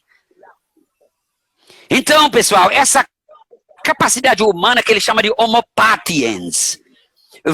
Lembra que Viktor Frankl foi para o campo de concentração, onde ele perdeu a mulher dele que foi morta, a mãe, o pai, tudo foi morto. E ele sobreviveu e recomeçou. E ele descobriu que pior desse sofrimento atroz, dessa situação absurda, de um confinamento 1000 vezes pior do que qualquer um de nós possa estar passando. Mas ele descobriu que não é o fim da linha. Não é o fim da linha. É mobilizando. Ele diz assim, todos nós queríamos viver. Nem que fosse para não cair em esquecimento que nós vimos. Nem que fosse para evitar que isso se repetisse. Mas, inclusive, para honrar os que morreram, nós temos que viver, custa que custar. Preservar a sua vida, preservar a vida dos outros.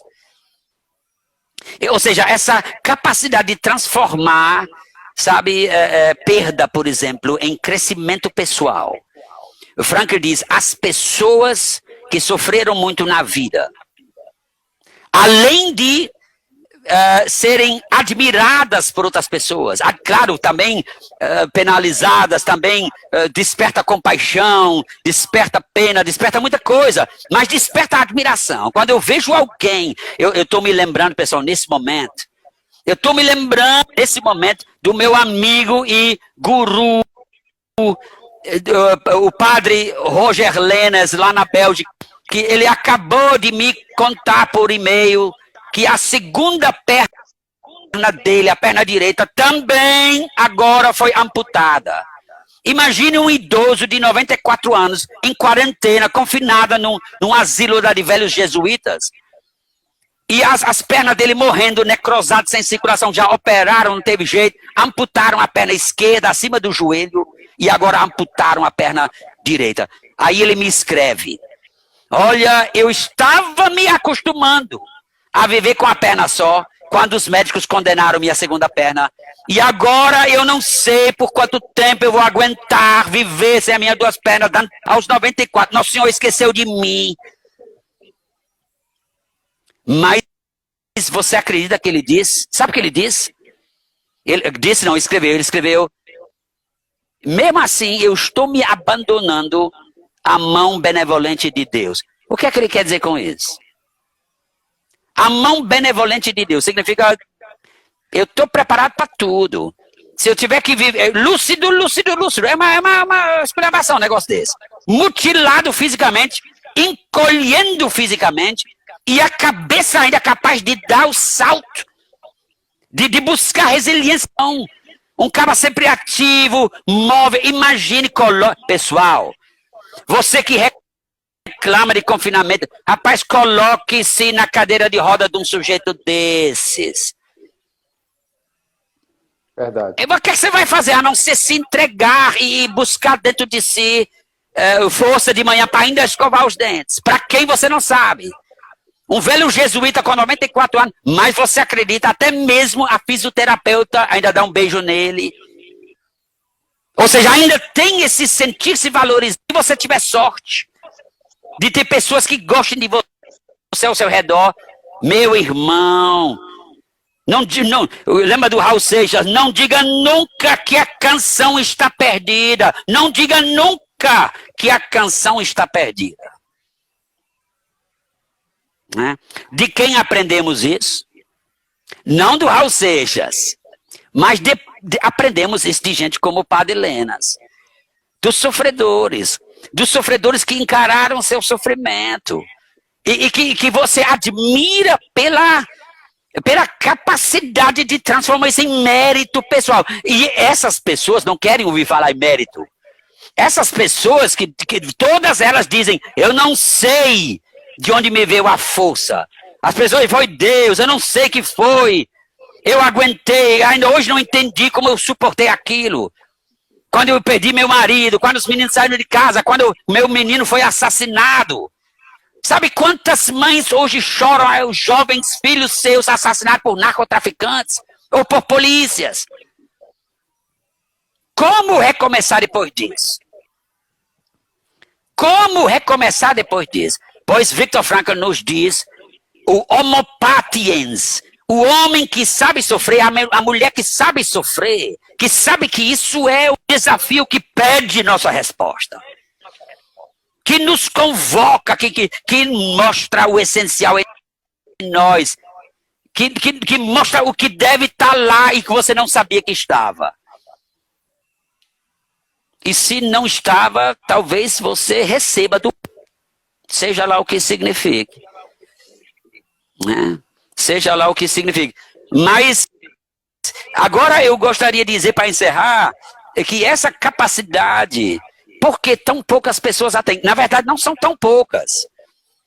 Eu conheço muitas grandes figuras, e grandes figuras não quer dizer figuras assim, da classe alta, dos estudados, dos grandes intelectuais. Eu quero fazer gente pequena mesmo, mas que é grande por dentro. Que na sua comunidade, na sua casa, se agiganta Muitas mulheres, eu conheço várias guerreiras que se agigantam quando os seus maridos ou homens murcham de depressão e de covardia. Eu vejo, sabe, eu conheço senhoras que seguram barras onde outros afundam, sabe? São coisas desse tipo que, em última... E essas pessoas têm grandes histórias para contar. Essas pessoas você tem que teimar em conhecer.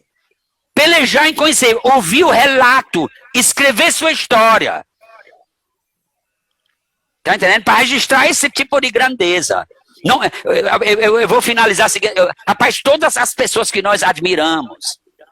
Eu sei que muita gente que está nos ouvindo está amante da arte, gosta de artista, e gosta de escritor, e de gente de cultura. Eu tenho um bocado de gente aí. Mas me mostre um dos grandes artistas. Um dos grandes autores compositores. Até mesmo um dos grandes palhaços. O Charlie Chaplin da vida, que não sofreram muito. E que não passaram por curtas e grossas e por confusões ímpares, que foram perseguidos, morreram na pobreza, enlouqueceram, se curaram, foram abandonados por gente querida, perderam gente na guerra, passaram por pobreza, teve gente viciada em drogas. Eu me lembro de um bocado de gente que nós todos admiramos como as grandes pessoas da cultura. Mas me mostre um que tem uma vida fácil. Me mostre um que teve uma vida fácil. Me mostre um que estava com a vida ganha. Me mostre um que criou valor em cima de um sofá ou deitado numa rede na varanda. Meu irmão, não há grandeza sem dificuldade. Você compreende? Então, isso é uma coisa realmente para se lembrar pro resto da vida. Que nós temos uma chance ímpar agora de nos erguer. De nos erguer e de uma forma que os nossos filhos e netos que estão nos vendo, ao invés de eles verem a gente se descabelar em casa, ficar cada dia mais irritadiço, mostrando a nossa personalidade insólita, frágil, né? Peça a Deus que você saiba dar um exemplo de grandeza, de firmeza, de fortaleza. Meu irmão, essa é a hora de você mostrar seu valor e de você se revelar o homem paciente, a mulher paciente, no sentido paciente não conformada, recebendo calados golpes. Eu estou falando em transformar a situação inexorável, que quer dizer, não podemos mudar o que está acontecendo. Olha, não foi ninguém que quis que isso acontecesse. Mas uma vez, estando aqui entre nós, esses 2, 3, 4, 5 meses, não sei quanto tempo vai durar, talvez um ano, não pode ser um ano perdido na nossa vida, não podem ser 5 meses perdidos. Um dia você vai olhar para trás e dizer assim, nunca sofri tanto como naquele tempo, mas nunca cresci tanto, nunca tocar tão fundo os fundamentos da minha existência. Nunca tive que cavar tão fundo a base da minha esperança e da minha fé que no tempo do confinamento, que no tempo das lojas fechadas, das indústrias fechadas, de tudo fechado. Compreende? Então, se existe uma coisa que me faz mal ver, é o pessoal largado na cama, na rede, não sabe o que fazer, dorme a manhã inteira e como se não tivesse propósito, como se esse tempo não fosse precioso.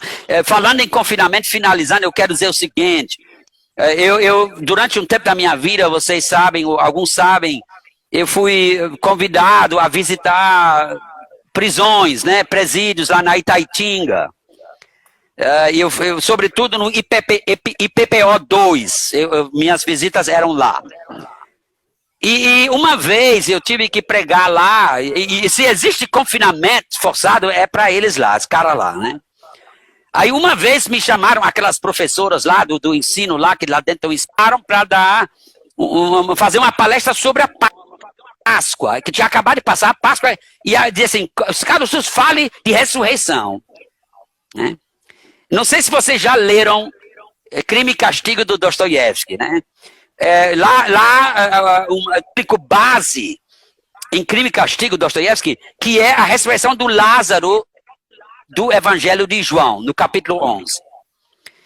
E Dostoiévski, na verdade, ele tem um conceito, ele usa essa narrativa do Lázaro que sai da tumba, da morte e volta a viver. Ele interpreta isso de forma existencial, não ao pé da letra.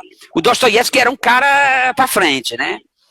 Então, ele interpreta isso como vitória moral, como no sentido do Viktor Frankl, décadas depois de Dostoiévski. Dostoiévski é século XIX e Frankl é século XX. Mas Dostoiévski já diz, trata-se de ressuscitar moralmente. E eu preguei lá dentro, inclusive, sobre um romance de Tolstói chamado Ressurreição. E a ressurreição de Tolstói também, essa é a ressurreição moral de um degradado filho de Eva, né?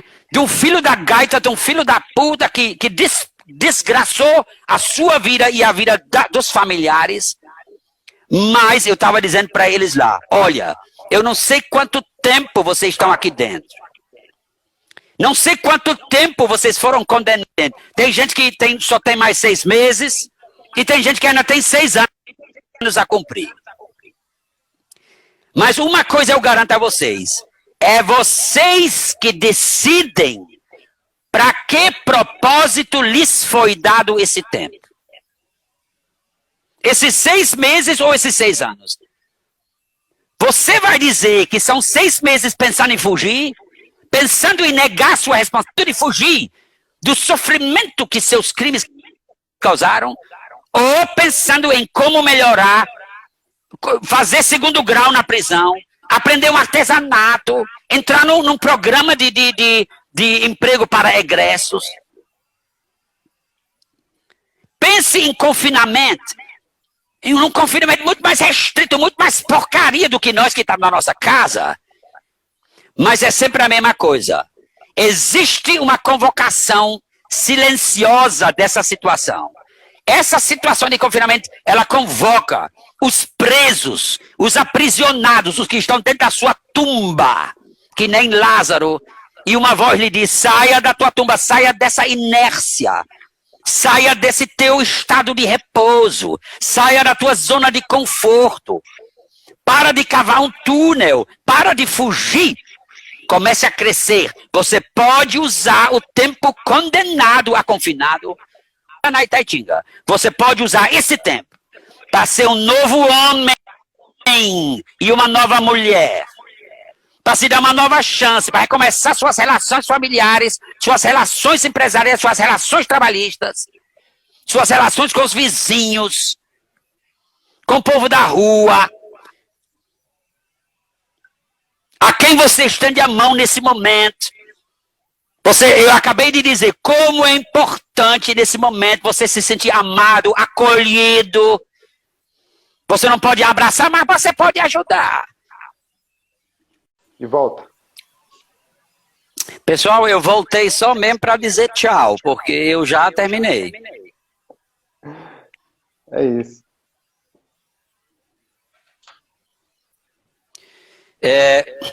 Felipe, na verdade, eu estava terminando. Eu estava mesmo nas considerações finais. O que me resta agora dizer é que, claro que a gente ainda poderia aprofundar mais, mas isso pode ficar para um outro momento.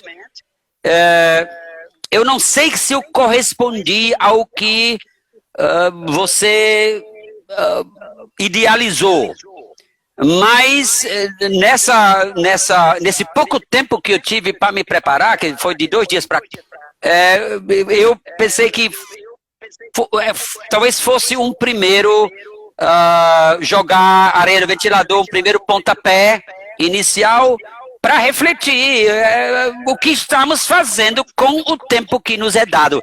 Esse é meu apelo final, é minha provocação final, inclusive para mim mesmo, o que eu estou fazendo do tempo que me é dado a mais do que normal.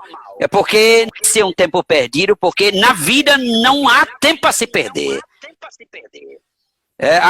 Nós estamos aqui para buscar essa grandeza e não simplesmente para deixar a tempestade passar e nos recolher na nossa zona de conforto. Eu agradeço a todos e a todas que no sábado à noite, em horário nobre, prestigiaram esse convite do Felipe. E eu quero agradecer a você, Felipe, porque você é um cara que pensa, sabe, nos outros. E você tem realmente um propósito maior. Você é um cara que morde uma missão. Você várias vezes já chutou minha bunda para eu me mover. E eu agradeço que também você me ativou, você me provocou. E muita coisa boa na minha vida já aconteceu por causa de provocações assim. Então eu lhe agradeço e agradeço a todos vocês. Cuidem-se, mas façam de suas vidas e do seu tempo algo extraordinário. Essas palavras não são minhas, são palavras do filme Sociedade dos Poetas Mortos. Senhores e senhoras, façam de suas vidas algo extraordinário. Muito boa noite. Obrigado, pessoal. Até a próxima.